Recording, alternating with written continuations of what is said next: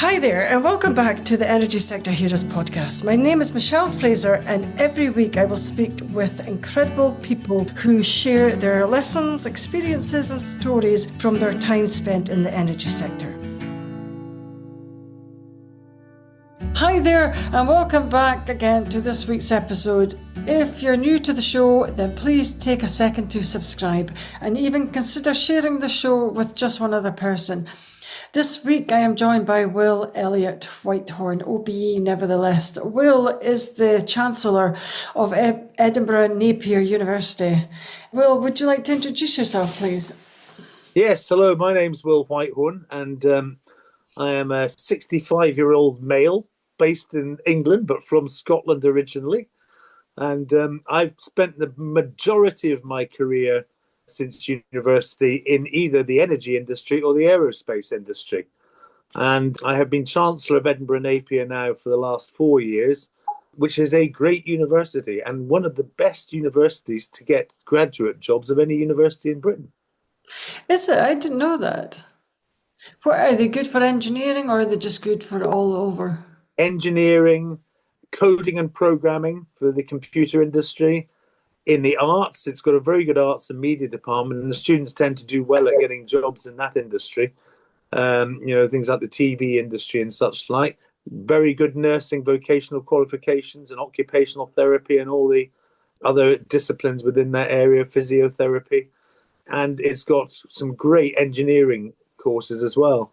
The number of people in my working life who I've come across who alumni of Edinburgh Napier who've ended up with really interesting careers it's actually surprised me considerably.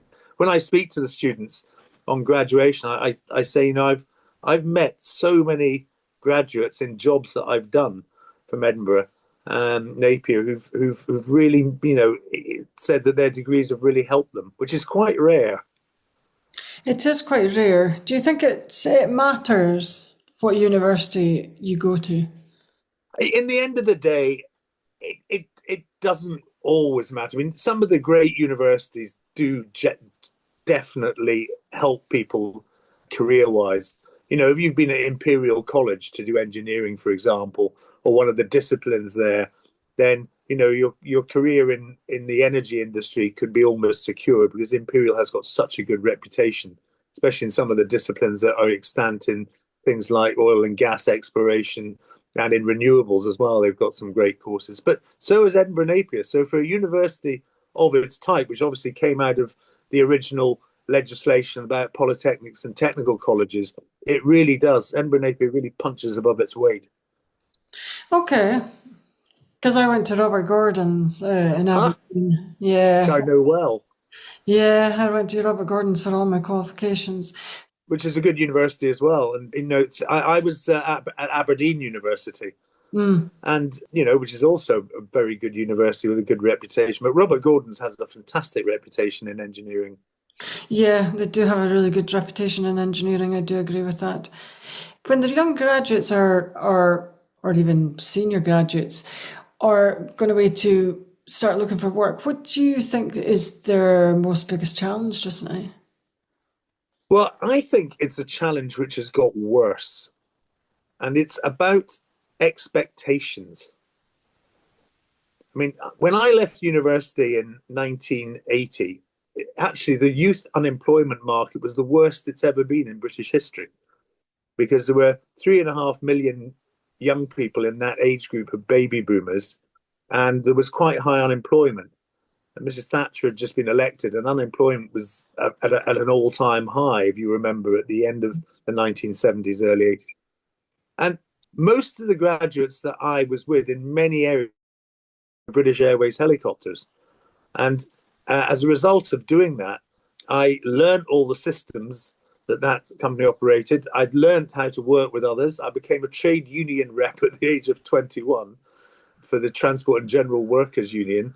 And it actually helped me to get my first graduate trainee job, which was with Thomas Cook 3 years later. And I joined Thomas Cook in 1984. So my advice to graduates today is, don't be like some of your colleagues can be who've left university and hold out for that dream job all the time. The thing to do is to get into the jobs market in some way or another. And, you are always learning. You never stop learning. And if you go to work in McDonald's straight after university, you'll at least learn how their systems work. You'll learn to work with other people. And you'll learn about how the managers manage, even if it's poorly or well or whatever. And you see the public. The worst thing to do is to sit at home saying, I have got to be an engineer because of X.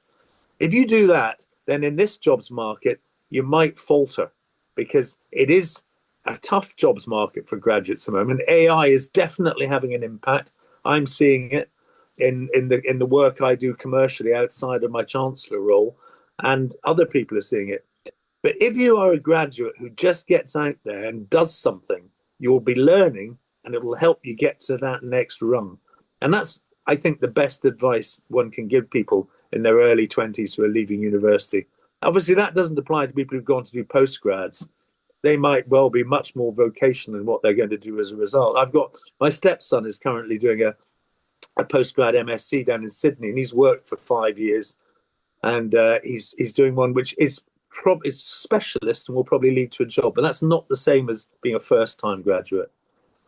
Okay, I was going to ask you, what areas do you think AI is harming the new graduates? Well, I think for a start, an awful lot of graduates when they leave university would actually end up just doing a job, as I've just said, in somewhere like a call center. And that kind of work is definitely gone. AI is really taking over some of these customer response jobs. So you're not going to get just a job to get. And in terms of actual graduate careers, clearly, if you're looking at places like management consultancies who might employ a young engineer straight out of university, they are definitely using less new blood into their organizations at the moment, because they're able to replicate quite a lot of jobs. The same is becoming true in accountancy. So Edinburgh Napier produces a lot of accountants, and it is definitely true that the accountancy job market at the moment has been softer because, AI is able to take over and work with people to do some of the backroom stuff that young graduates would often start doing when they join somewhere, an accountancy firm, for example. Okay, do you think it's gonna have a big impact in their career then, if they're still not going to be the junior type of roles that they do? No, I mean, ultimately, like every other change that's been significant, I do think AI will create employment as well, and the skills that will become more important will be to use what you do and be more polymathic. The way to succeed in an AI world is just like it's been with the advent of a lot of other of the job replacing technology that's come along since the 1950s and 60s. In the 1970s, everybody thought that, the arrival of the IBM computer and the automation that it was bringing, and the automation of miniaturizing and computers and such like, was going to lead to many fewer jobs in lots of areas. And indeed, there was a blip in unemployment, but actually wasn't really due to that. It was due to the global recession that came out of the oil crisis and the big inflation of the 1970s. And actually, as we know, computers have created far more jobs than they've got rid of. But they've led to people having to upskill over the last 30 or 40 years. There are fewer basic manufacturing jobs. You can now run a factory, or you can run a center for Amazon with a handful of staff and huge amounts of robots and automation. But skilled jobs, whereby you are applying your intellectual property, are still something that in an AI world we're going to need. But I think, and one of the reasons why it's just a good idea to go out and get a general job when you first graduate, is that somewhere like an engineering firm that is doing engineering consultancy work, it's going to need engineers who can think out of the box and learn to use AI. So combining your engineering with a very good knowledge of programming and coding and the kind of world of computers is going to be very helpful in the future. And also being more polymathic.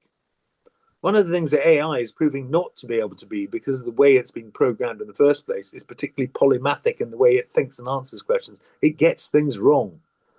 And if you can spot it getting things wrong, I'll give you a very good example. I was recently drawing up a legal contract and a witness statement for a thing in court called a scheme of arrangement to do a transaction for a company. And the very top-notch lawyers in London who were drawing up this witness statement to go with the contract sent me my witness statement. It took me about 4 minutes to spot that actually it had been created by AI. And actually they got something fundamentally wrong as a result in the statement. And I got on to the partner at the law firm, and at first he kind of denied it. And then eventually I said, well, you try and make sense of that then.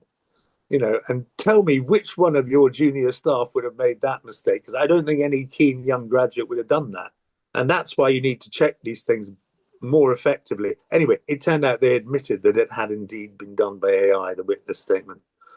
And therefore, the skills that we require in the world going forward, we don't know what they're going to be yet.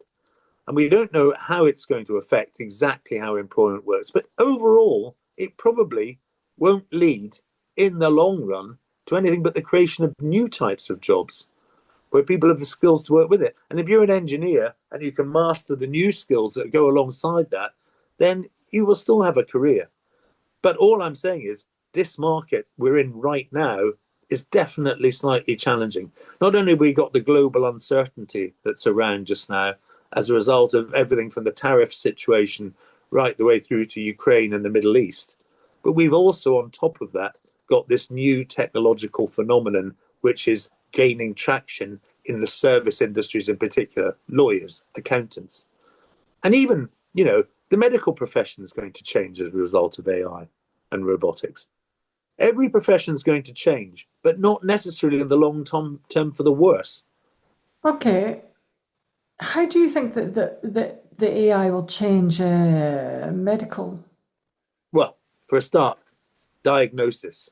We're seeing it already. Doctors are artists.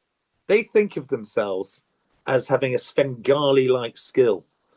But we know that if you apply data to it, and if you apply science to it, they're still, and even in this modern era, diagnosis can be a bit hit and miss. Mm-hmm. But if you give enough accurate data, and that's the important thing, accurate data, correctly, for instance, real patient outcomes that have been accurately fed into an AI program and the doctor works with it, it should improve diagnosis. We're already seeing it in technical diagnosis, as I'd call it, when you're doing scans.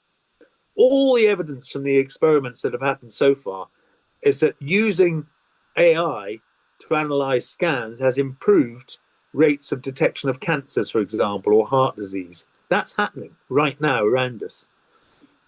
It's also, data it has to be good, though. One of the interesting things about one of the companies in Edinburgh, I'm Chancellor of Edinburgh Napier University, and I also chair a company called Craneware PLC, which doesn't work in the UK at all. All its coders and programmers, some of whom have come from Edinburgh Napier, they are working in the US hospital industry. Now, the US hospital industry, obviously, has by far the best data. It's the financial data about treating patients, because somebody has to be charged for it, an insurance company or Medicaid or the veterans. And the hospitals are largely big charitable organizations with billions of turnover that have to charge out for treating the patients. They're charging the government, or they're charging an insurance company or a scheme like the Veterans Aid scheme.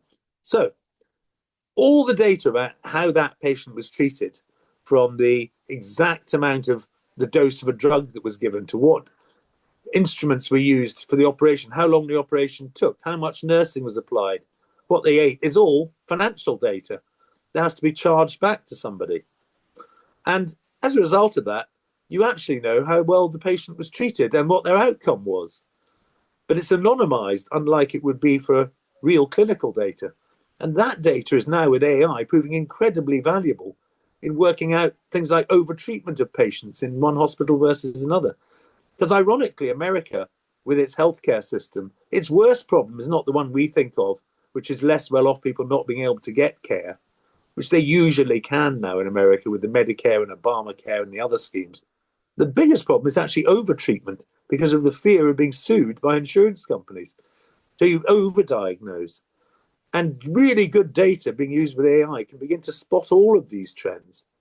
So I think that, understanding how to use AI becomes one of the new skills for our newly qualified graduates in their disciplines. And they will over time get into that. AI is not going to just wipe out jobs. It's rather like, let me give you another example. I work in the space industry. That's been one of the main things that I've done since I finished working. I worked for Virgin Group for many, many years, 25 years. And my last project was beginning the process of building a spaceship, which was a fairly unique circumstance to be in. And I've worked in the space industry since. I was chair of a company called Clyde Space in Glasgow, which makes little cube satellites. And I was the president of the trade body. And I was on the board of the RAF, involved in setting up Space Command for some years. And now I chair an investment trust that invests in space companies. Now, those space companies have increased their employment of people in the UK dramatically over the last decade. There are now nearly 60,000 people working in the space industry or working in academic disciplines involved in the space industry. And the space industry is now a big exporter for the UK. And 20% of every activity that you or I undertake every day in Britain is reliant on space. It's reliant on data coming from space or communications from space to work. Even down to farmers, and farmers having to learn how to use these new tools from space to tell them if they have to raise a crop up because it's going to be a storm. And they use satellite data to work that out. Or they can now use satellite data to see if their crops are diseased in the field, without them having to examine them. So between drones and space satellites, gathering that kind of data, there's whole new areas of employment opening up. Who would have thought that there would be, 7,000 or 8,000 professional drone operators in Britain by 2025, many of whom are graduates who've come from other disciplines, and many of whom have been computer games addicts, because that's really good if you want to work in the space industry. So I am short term a little bit pessimistic, and it's going to be tougher for graduates, and they'll have to think out the box. But I think in the long term, AI is actually going to create another technological revolution for us. So, I do agree actually. But going back to what you were saying before, do you think that the graduates shouldn't wait for their ideal job? They should just jump into something that is reasonable? Yes, get out there, because you'll only find your way to your dream if you actually start somewhere. And if you don't treat it as drudgery and treat it as another learning exercise that you don't have to do exams for, I say you can learn almost doing anything. I think back to after I graduated, how much did I learn being a 21-year-old sitting in Chinook helicopters going out to the Magnus oil field with oil rig workers, unloading freight, refueling the helicopter, helping out with the navigation. I learned an awful lot. And, I then went on to, I worked and at university, I worked in a pub. And I worked out an awful lot of things about how the world works from doing that work. And when I became a graduate trainee with Thomas Cook, they were instantly impressed enough to send me off to the far-flung places in Africa to do difficult jobs because they thought I was capable. So I'm a great enthusiast for actually not necessarily for the first 2 or 3 years after you graduate doing, the job. But I'm not a great enthusiast for spending a year and a half just traveling the world, because you're not going to learn as much from that. You can do that as well, but you need to also work. I think one of the things that's interesting for my stepson, who's in Sydney, Australia, is he has immediately gone out there to do this degree that he's doing, this MSc in global strategic studies with economics. And he's working in a venture capital firm in their offices while he's doing that part-time. Mm-hmm. So even although he's worked for 4 years, he's immediately in the world of work in what is also, for him, a great adventure and another part of the world. So I think that there's a lot to be said for going out and doing jobs. And even if they take you traveling somewhere, you know, one of the great things you can do after university, which I did when I was a graduate trainee with Thomas Cook, was I spent a period of time as a holiday rep in a resort, because you learn a lot about people doing that. And you learn a lot about managing difficult situations and managing stress. All of these things for your future career in the new world we're in are going to be very important. Okay, so you don't necessarily think that you should wait for the exact perfect job. Is there really ever a really exact perfect job? Does that even exist? Well, that's what we learn as we get older. There is no such thing as a perfect job. I'll tell you something fascinating though. I recently went to a school reunion of my old school, and there was a guy there I hadn't seen since I'd left school. His name was David Brown, and he said to me, I've got the copies of the journal that you did. You know, you published a little school magazine. You were editor, and I worked with you on it. I said, God, I'd completely forgotten about that. And he said, and you had a column in it at the back where you worked on the car of the future, the train of the future, and the spaceship of the future. And they're all the things you've ended up doing in your life, Will. You've ended up working in the space industry, and you've actually working with a company designing a spaceship. You worked on the Pendolino trains that Virgin developed for the West Coast Main Line. And of course, you've been very interested in the automotive industry as well. And I also in these columns I used to talk about renewable energy, which I thought was the thing of the future. Because when we were in this early 70s, you might remember, we had an energy crisis. And I at home had rigged up a way to power our house with 12-volt lights because we were on a 3-day week. Do you remember hearing about the 3-day week? That's right. Yes, I remember that. And the 3-day week, I was in Edinburgh, and I remember there was an article in the Evening News one day of this house lit up with all these lights when all the others were in darkness, and they had a picture of it. And they phoned up my dad and they said, how come you're doing that? And he said, well, don't speak to me, speak to my 13-year-old son. He'll tell you how we're doing it because he's organised it. And I'd gone around Quick Fit and got all the old 12-volt batteries and refurbed them and had them in the basement running a series of 12-volt lights. And that kind of thing, I was interested in. So I've kind of ended up myself, but it's taken until I was in my 50s in a kind of dream world of working in the space industry that I always had an ambition to be in. But I'd completely forgotten about it for 3 decades. And I worked in Richard Branson's Virgin Group doing basically new projects, starting off as his public relations person and ending up being on the investment committee looking at new businesses.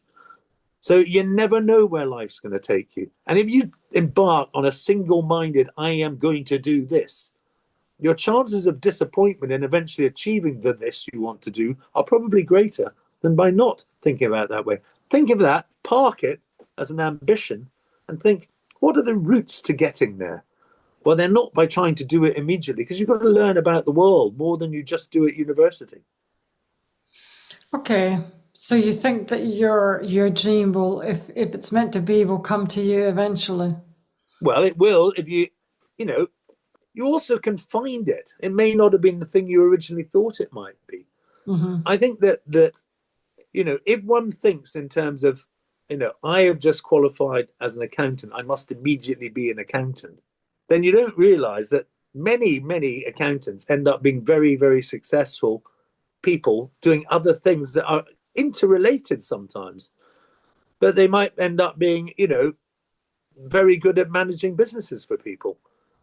And it might be just needing to be pure accountants because they're people who aren't as social and love the mathematics of accountancy. It's horses for courses life. Mm-hmm. And if you take a very open attitude, you have more chance of fulfilling your life and enjoying it than being closed down. Yeah, I think so too. So what advice would you give any graduate leaving university? Well, the advice I think we've been talking about, take stock of where you are. If you want to go off traveling because you've never done it, do it fast and try and do something working as part of your traveling. go and work on a cattle station in Australia, or go and work in a vegan hydroponic pod greenhouse somewhere in, Iceland or somewhere like that. Do things that are part of where your general interest is. Get that bug out and just enjoy working. But do not sit at home saying, I can't get a job, because that cannot be true. If you've managed to graduate from university, you can get a job. It just may not be the one you want. But the longer you sit at home, I've known this happen with kids who I've had to mentor and counsel, and they've ended up 3 years doing almost nothing. And that then makes their CVs and their life harder. Whereas if you've gone off and, been a travel rep for, TUI in, say somewhere difficult where it's harder to send people, like Egypt, which is a slightly more challenging place to work, then that really can count for you when you're going for a job interview to become that junior accountant, because that's what you've done your original qualification in. Because it can show that you can cope with things and situations. And that's what people like to see. Okay. Because I think it's hard for everybody just now, not just the graduates. I think everybody's feeling it with the job market just now. They are. There's no doubt about it. I mean, I'm feeling it, but I'm 65, so it's not quite so important. But I mean, it is much harder now. For instance, I have specialized since I left Virgin 15 years ago and do non-exec work. And a lot of that has ended up settling in the space industry.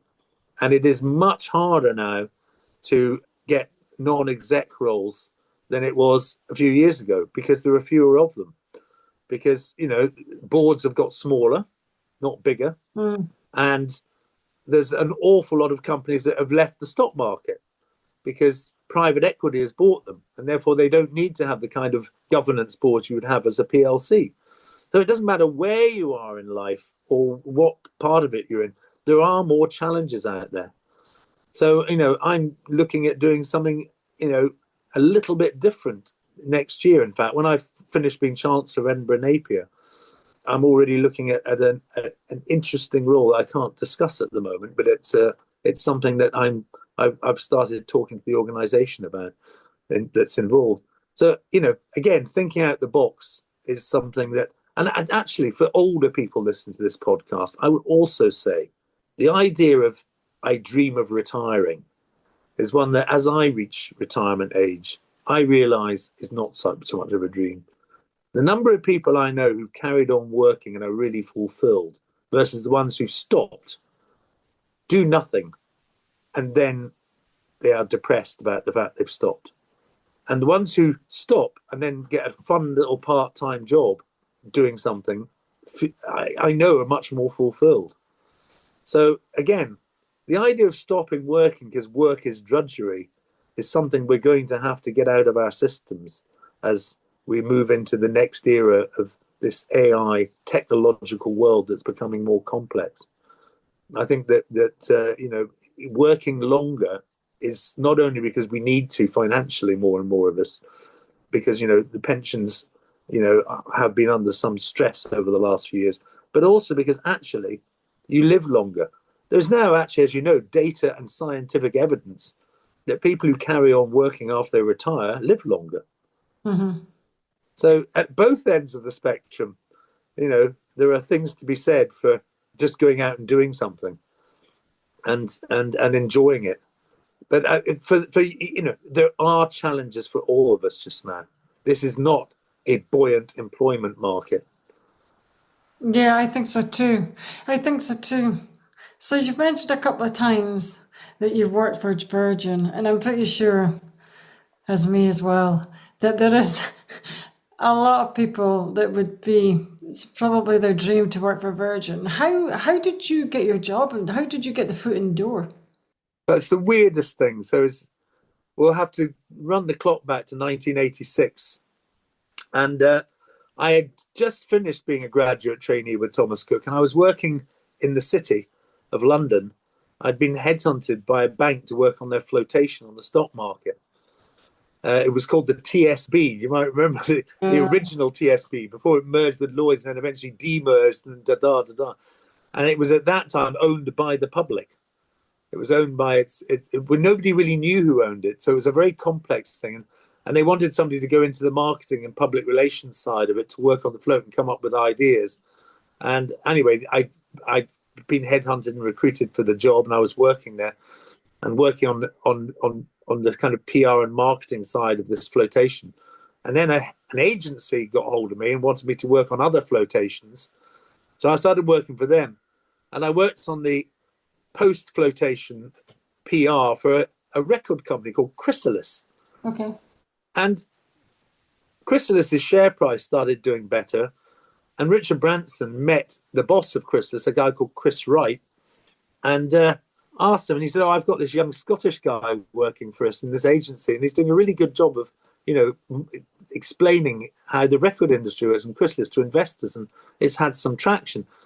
Next thing I knew, I was being approached to go for a job doing the city public relations for Virgin, whose flotation hadn't gone very well. And I was 26 and a half years old. And when Richard Branson was going through, he interviewed me as one of, and the other directors, and they weren't going to pay that much money for the job because Richard was skeptical about needing somebody to do this role. Anyway, he went through my CV and he said, "Oh, you've been in helicopter search and rescue and in the oil rigs in the North Sea." And I said, "Yes, I did that after university." He said, "That'll be handy." And I said, "Why?" He said, "Well, I'm thinking of flying a balloon across the ocean, and you could work on that project as well as your job." And I said, "Well, I could." I said, "I have a good knowledge of these things." And he said, "I see you learned to fly when you were a teenager," because I was an RAF cadet when I was at school and had learnt flying. I said, "Yes." He said, "Oh, yeah, that'll be handy." He said, "Why?" I said, "Well, I've started an airline. You could be working on that as well as the record company." And I said, "Well, I could." And he, being somebody who has ADHD, always sees, the possibilities in things. And he obviously saw me and thought, "Oh, this is quite a good guy to recruit," because he's done lots of stuff and he's worked in the travel industry, and as well as having done this stuff for this record company. Anyway, the next thing we ended up doing is I got the job and we ended up taking Virgin Group private from the stock market. And I ended up working the airline side of the business and doing his own public relations work, but as well as sort of being a very unique kind of public relations person, because I was also getting my feet under the desk in the businesses, working with him as his kind of aide de camp. And that was how my career got going, really, in Virgin Group. So I was lucky. But, you do, and it's something I believe more than I did when I was young. I thought genuinely you could just be lucky. When I got my job at Virgin, many of my friends working in London who'd all come down from Scotland to work and had got jobs in places like the city or in banks or accountancy firms or consultancy firms or doing X, Y, and Z. They all say, "Oh, you don't want to go and work for Virgin." They said, "Oh, it's a tiny little company, and that entrepreneur, he'll come a cropper one day." And that was why I decided to take the job, because there were so many people telling me what a bad idea it was to go and work for Virgin in those days. And of course, it then grew into one of, companies in the world that has been very, very successful. And working with an entrepreneur is a great thing to do. Many entrepreneurs have a bit of ADHD, but they see it as an obstacle. They don't see that as any barrier at all. What Richard could see, and which is a great bit of advice to people when they graduate, to how they think about things. He was able to see the simplicity in complex things. Now, what I mean by that is he could see an idea, whereas mere mortals like us would see all the complexities of getting there. He would put that aside and think, that's the thing to go for. And I always say one of the things to do when you're thinking about anything, and you're thinking also about jobs, is see the simplicity. What's really needed here? What's the end goal? And then you'll find the ways to work through the complexities. And I think that people who've got things like ADHD, I see it as a gift. I see that, rather than a hindrance in life. Seeing that simplicity in complex things is a gift. And you can partly learn it from people who've got it. And often you've got it if you're slightly on the spectrum in one way or another, which many of us are and don't know it. I think so too, actually. I do. Right, I'm going to end the conversation in that very wise words. So that's all the questions I have today. I would like to thank Will for your time. That brings us to the end of another episode. Thanks for listening and see you next week. That brings us to the end of another episode. Thanks for listening. If you enjoyed the show, I'd like to gently encourage you to leave a 5-star rating wherever you listen to podcasts and share the show with another person. You can also follow me on LinkedIn or via my website, www.michellefraserconsultancy.com. Thanks again for listening and see you next week.